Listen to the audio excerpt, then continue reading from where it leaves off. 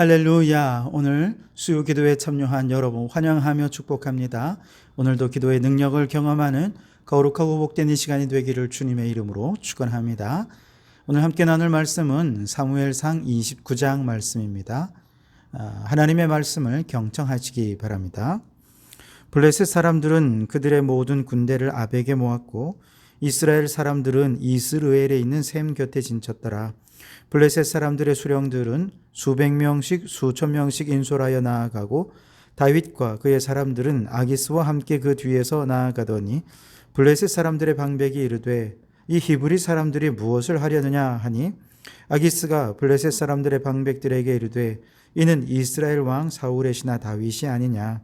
그가 나와 함께 있은지 여러 날 여러 해로 돼 그가 망명하여 온 날부터 오늘까지 내가 그의 허물을 보지 못하였노라. 블레셋 사람의 방백들이 그에게 노한지라. 블레셋 방백들이 그에게 이르되 이 사람을 돌려보내어 왕이 그에게 정하신 그 초소로 가게 하소서. 그는 우리와 함께 싸움에 내려가지 못하리니 그가 전장에서 우리의 대적이 될까 하나이다. 그가 무엇으로 그 주와 다시 화합하리이까? 이 사람들의 머리로 하지 아니하겠나이까?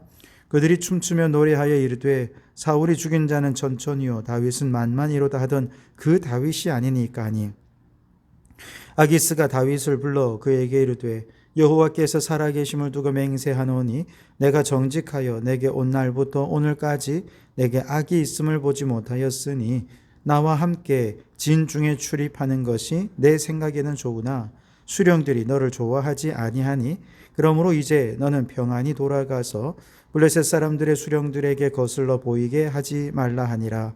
다윗이 아기스에게 이르되 내가 무엇을 하였나이까? 내가 당신 앞에 오늘까지 있는 동안에 당신이 종에게서 무엇을 보셨기에 내가 가서 내 주 왕의 원수와 싸우지 못하게 하시나이까 하니 아기스가 다윗에게 대답하여 이르되 내가 내 목전에 하나님의 전령같이 선한 것을 내가 아나 블레셋 사람들의 방백들은 말하기를 그가 우리와 함께 전장에 올라가지 못하리라 하니 그런즉 너는 너와 함께 온 내 주의 신하들과 더불어 새벽에 일어나라. 너희는 새벽에 일어나서 발거든 곧 떠나라 하니라. 이에 다윗이 자기 사람들과 더불어 아침에 일찍 일어나서 떠나 블레셋 사람들의 땅으로 돌아가고 블레셋 사람들은 이스르엘로 올라가니라. 아멘. 오늘은 이 말씀으로 하나님이 일하십니다 라는 제목으로 함께 은혜를 나누고자 합니다. 사무엘상 27장에서 다윗의 일행은요 블레셋 아기스 왕에게로 들어갔죠. 하나님이 기뻐하지 않는 선택이었습니다만 그래도 하나님은 그를 도와주셨습니다. 먼저 아기스 왕의 마음을 활짝 열어주셔서 그가 다윗을 신뢰하게 했습니다. 그래서 성읍도 내어주게 되었고 용병으로 일할 수 있도록 또 해주었습니다. 다윗도 그에 부응해서 신뢰를 얻기 위해 정말 열심히 최선을 다했어요. 이 모든 과정은 사실은 다윗이 열심히 노력해서 그런 것이 아니라 하나님께서 왕의 마음을 움직여 주셨기 때문에 가능한 것이었죠. 자, 그러다가 이제 큰 위기가 찾아오는데요. 바로 이스라엘과의 전투에 참전하게 된 것입니다. 지난 시간에 살폈던 28장 1절에 보면 그때의 블레셋 사람들이 이스라엘과 싸우려고 군대를 모집한지라. 아기스가 다윗에게 이르되 너는 발키알라 너와 함께 나가서 군대에 참가할 것이니라 그랬습니다. 아기스 왕이 이제 블레셋과 이스라엘이 전쟁을 하게 될 텐데 이 전쟁에 다윗의 군대도 같이 참전하게 될 것이다 라고 얘기를 한 거죠. 다윗은 지금까지 숱한 전쟁을 치러왔지만 그러면서 아마 마음속에 끊임없이 생각이 있었을 거예요. 제발 이스라엘과의 전쟁은 피하게 해 주십시오. 아마 하나님께 간절히 기도했었을 것입니다. 그런데 안타깝게도 드디어 그런 일들이 지금 벌어지게 된 것이죠. 다윗은 아기스 왕의 참전 요청을 거절할 명분을 찾지 못했기 때문에 어쩔 수 없이 왕과 함께 전쟁터로 올라갈 수밖에 없었습니다. 한편 사무엘상 28장에 보면 블레셋 군대를 돌보며 블레셋 군대를 보면서 너무 두려워했던 그래서 엔돌에 신접한 여인을 찾아가서 가짜 사무엘로부터 자신과 아들 요나단이 이 전쟁에서 죽을 거라는 마귀의 저주의 음성을 들었던 사울 왕은 결국 절망에 빠져버리고 말았습니다. 이런 상황이라면 블레셋에 의해 이스라엘은 참패를 당하는 것이 불을 보듯 뻔했습니다. 그리고 그 이스라엘을 무찌르는데 다윗이 일조하게 되겠죠. 동족 상잔의 비극이 일어나는 것입니다. 게다가 다윗은 다시는 이스라엘로 돌아갈 수 없게 될 것입니다. 더 나아가 하나님께 기름 부음을 받았지만 자기 나라를 대적한 사람이 어떻게 이스라엘의 왕으로 세워질 수 있겠습니까? 이제는 왕이 되는 꿈도 멀어져 갈 수밖에 없었던 것이죠. 자, 그런데 바로 이런 상황에서 놀랍게도 하나님이 일하십니다. 어떻게 일하시느냐? 사람들의 마음을 움직여서 일하시는 것이죠. 먼저 블레셋이란 나라를 좀 이해할 필요가 있는데요. 블레셋은 5개의 도시국가가 서로 연합이 되어 있는 나라입니다. 사무엘상 5장에서 이제 홈리와 비느하스가 하나님의 궤를 앞세워서 이제 블레셋과 전쟁을 하다가 여호와의 궤를 그만 블레셋에 빼앗겨 버리고 말았죠. 이제 블레셋 안으로 들어간 여호와의 궤는 여호와의 궤가 머무는 곳마다 엄청난 질병이 생겨서 사람들이 너무 많이 죽는 겁니다. 그래서 블레셋 사람들이 너무너무 두려워하면서 이제 이 여호와의 궤를 다시 돌려보내자라고 결정을 하면서 어떻게 돌려보냈느냐? 사무엘상 6장 17절에 보면 속건 제물로 금독종 5을 만들어 보냈습니다. 여러분, 이때 금독종 5은 무엇을 의미하느냐? 바로 블레셋 5 나라들을 의미하는 것이었습니다. 자, 이처럼 블레셋은 5개의 도시 국가가 서로 연합한 형태인데 5개의 나라들이 이제 돌아가면서 서로 이제 왕이 되는 그런 체제였습니다. 평소에는 이제 각자 저마다의 나라를 일구며 살다가 전쟁과 같이 함께 힘을 모아야 할 때는 이제 그 대표 돌아가서 가면서 왕이 되는 그 사람이 대표가 되어서 연합군을 이끌면서 전쟁을 수행하는 바로 그런 구조였던 것이죠.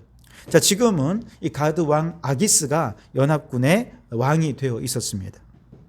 그러면서 이제 이스라엘과의 전쟁을 주도하는데요. 각 도시에서 이제 전쟁에 참여하기 위해서 아벡으로 모여듭니다. 그리고 이 자리에 다윗의 군사들도 함께 온 것이죠.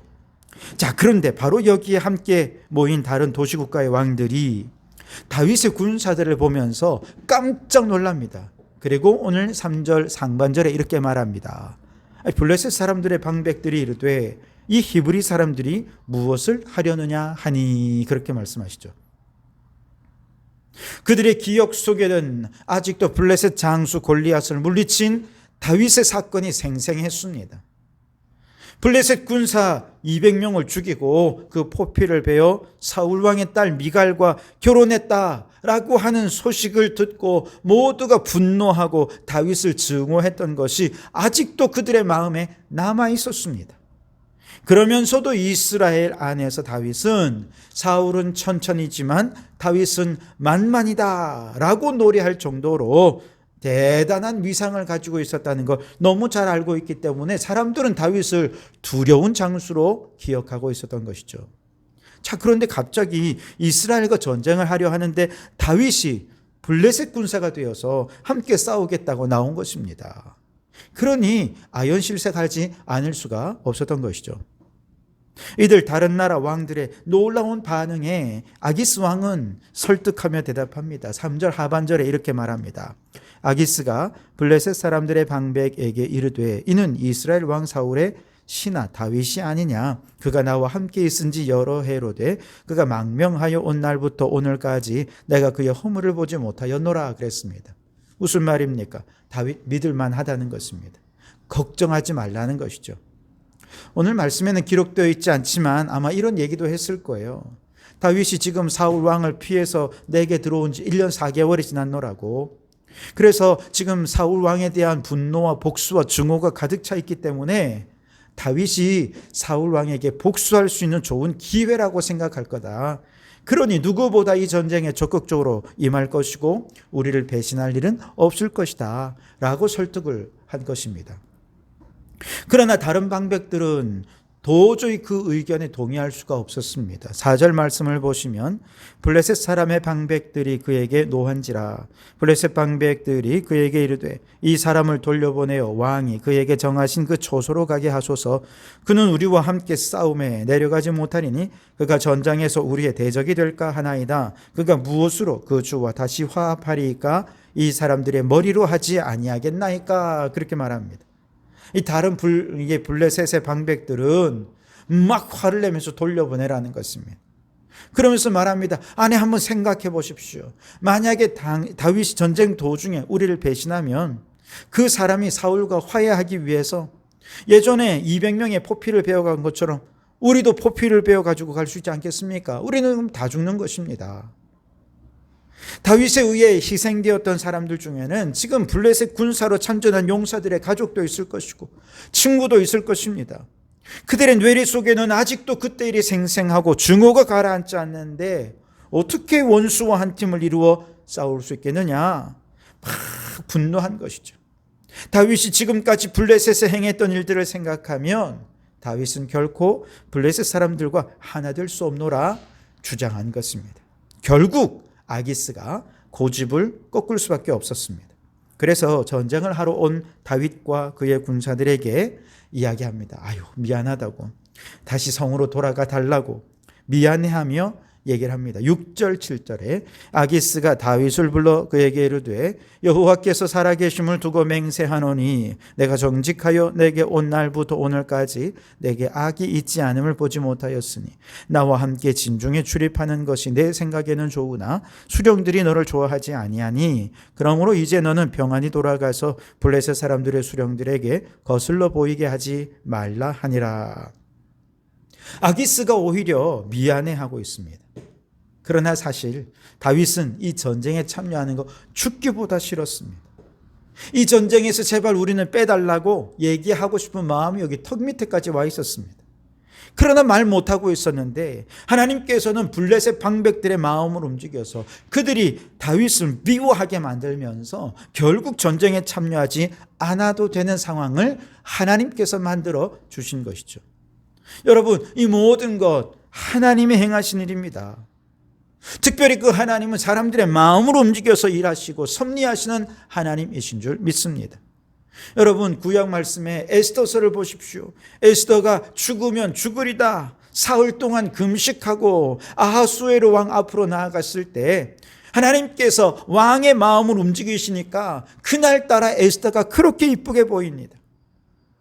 그래서 왕의 마음이 그냥 풀어지고 왕이 혼을 내밀어 그녀를 환영해 준 것이죠. 결국 그녀의 청을 듣고 멸절될 뻔했던 유다인들을 구원해내는 놀라운 역사를 하나님이 이루어 주었습니다. 하나님은 사람들의 마음을 움직여서 일하시는 하나님이신 줄 믿습니다.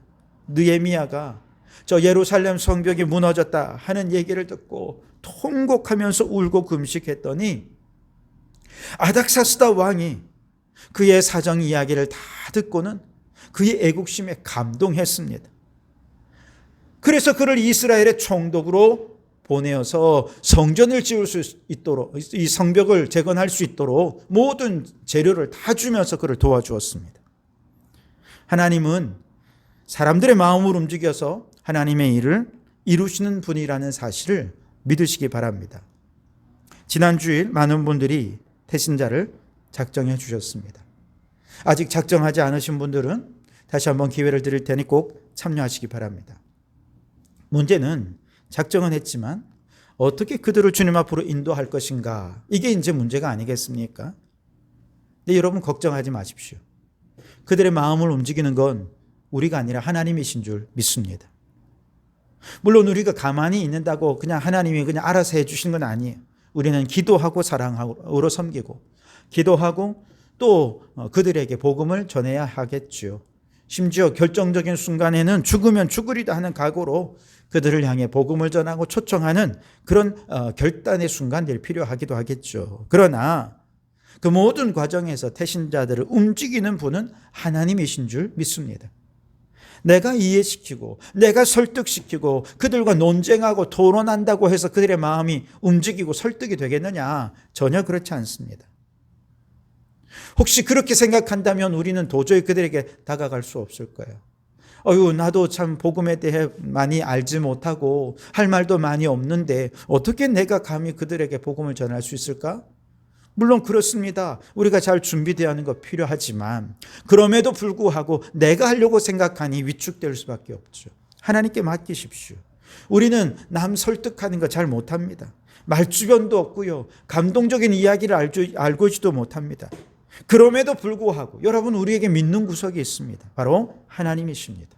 하나님이 아기스 왕의 마음을 움직여 다윗을 신뢰하게 했듯이, 하나님이 블레셋 방백들의 마음을 움직여서 다윗을 불신하게 해서 위기를 모면하게 했던 것처럼 오늘 우리가 전도하려는 태신자의 마음을 움직이시고 감동시키는 분도 하나님이심을 믿으시기 바랍니다. 우리는 다만 그 과정에서 주님의 일하시는 통로가 되면 됩니다. 성령님은 우리들을 통해 일하실 것입니다.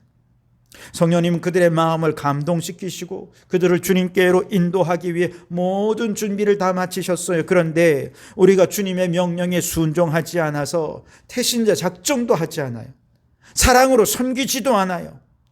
천국잔치에 초청하지도 않아요. 그러면 성령님이 어떻게 일하시겠습니까? 성령님이 행하시려는 일을 가로막는 것은 우리의 불순종이라는 것이죠.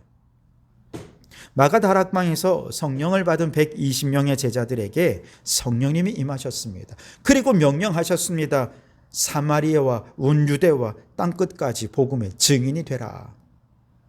그러나 제자들은 성령님의 명령을 무시했어요. 유대인과 사마리아인, 유대인과 이방인들은 상종해서는 안 되는 자들이거든요. 그래서 성령님의 명령을 무시한 채 그들은 유대 안에서만 복음을 전했죠. 그랬더니 성령님께서도 유대 안에서만 역사하실 수밖에 없었던 겁니다. 도저히 불순종하는 제자들 가만 내버려 둘 수 없어서 하나님께서 어떻게 일하셨습니까? 야고보 사도가 순교했습니다. 스데반이 순교했습니다. 이제 더 이상 그들이 유대 안에 머물 수 없는 상황이 되자 결국 어쩔 수 없이 유대 밖으로 나와 사마리아와 이방 땅으로 흩어져서 복음을 전하게 된 것입니다. 여러분, 성령님이 일하시도록 성령님의 명령에 불순종하면 성령님은 우리의 한계를 넘어서지 못합니다. 우리는 성령님의 역사를 가로막는 자가 될 수밖에 없는 것이죠. 그러니 여러분, 성령님의 일하심을 가로막지 마시고 성령님께 순종하는 여러분 되시기 바랍니다.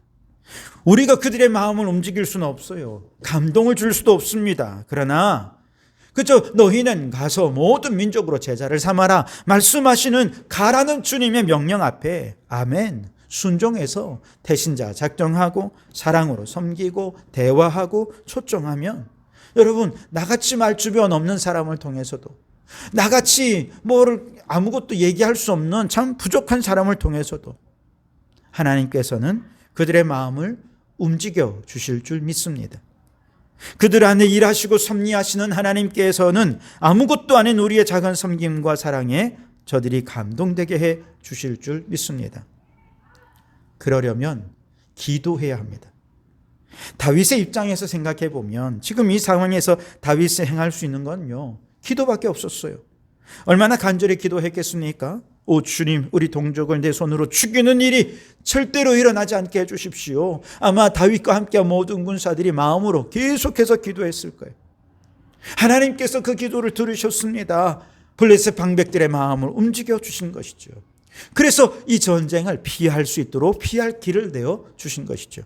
고린도전서 10장 13절 말씀에 사람이 감당할 시험 밖에는 너희가 당한 것이 없나니 오직 하나님은 미쁘사 너희가 감당하지 못할 시험 당함을 허락하지 아니하시고 시험 당할 즈음에 또한 피할 길을 내사 너희로 능히 감당하게 하시느니라. 아멘. 여러분, 그렇습니다. 내가 생각할 때는 이제 도저히 감당할 힘이 없어요. 빠져나올 수 없는 정말 한 구석으로 궁지에 몰려있는 상황이었습니다. 도저히 아무것도 할 수 없는 그때가 바로 하나님이 일하시는 때입니다. 하나님이 사람들의 마음을 움직여 주실 것입니다. 그리고 상황을 역전시켜 주실 줄 믿습니다. 그 상황에서 우리가 해야 할 유일한 일은 기도하는 일이라는 것이죠. 로마서 8장 28절에 우리가 알거니와 하나님을 사랑하는 자 곧 그 뜻대로 부르심을 입은 자들에게는 모든 것이 합력하여 선을 이룬다고 말씀하셨습니다. 여러분, 우리는 하나님이 행하시는 일들을 다 이해할 수 없어요. 다만 지금 진퇴양난의 큰 위기 속에 놓여 있다 해도 결국 모든 것이 합력하여 선을 이루게 될 것을 믿고 하나님께 맡기며 기도하는 것, 이것이 우리가 해야 할 최선의 일이라는 것이죠. 최고의 능력이 바로 기도인 줄 믿습니다. 날이 저물어 갈 때, 빈들에서 걸을 때, 그때가 비로소 하나님이 일하시고 섭리하실 때인 것 믿으시고 모든 일을 기도로 맡기십시오. 전도하려 가면서 기도하십시오. 하나님이 그 마음을 움직여 주실 것입니다. 그렇게 하나님을 신뢰하며 걷는 인생의 길에, 전도자의 길에 오직 하나님의 은혜와 능력이 함께 하실 때 닫힌 마음의 문이 열려지고 인생의 문이 열려지고 막힌 담이 허물어져서 하나님의 축복을 누리게 될 줄 믿습니다. 영혼을 구원하는 역사가 나타나게 될 줄 믿습니다. 그러니 여러분, 기도로 하나님이 일하시도록 순종하시고 하나님께서 그들의 마음을 움직여 상황을 역전시킴으로 영혼을 구원하고 인생의 새 역사를 열어가는 성도들 되시기를 주님의 이름으로 축원합니다. 기도하겠습니다. 하나님, 다윗처럼 지금 우리는 날이 저물어가는 빈들을 걷고 있습니다. 내 힘으로 아무리 해봐도 되는 것 없고 좌절되고 낙심밖에 안 됩니다. 지금 우리가 할 수 있는 일은 기도밖에 없습니다. 그런데 그 기도가 가장 큰 능력임을 깨닫게 해주시니 감사합니다. 주여, 기도하는 이 시간 일하시고 섭리하셔서 인생에 닫힌 문이 열려지게 해주시옵소서. 막힌 담 허물어지게 해주시옵소서. 피할 길을 보여주시옵소서. 주님, 사람의 마음을 움직이는 것은 오직 하나님의 뜻을 따라 하나님이 섭리하실 때 가능한 줄 믿습니다. 주님, 우리가 정한 태신자들의 마음을 움직여 주시고 그들도 우리를 신뢰하는 마음을 주셔서 주님께로 나오는 역사가 있게 해주시고 많은 영혼을 주님께로 구원하는 저희들이 되게 해 주옵소서. 일하실 주님을 기대하고 소망하오며 예수님 이름으로 기도하옵나이다. 아멘.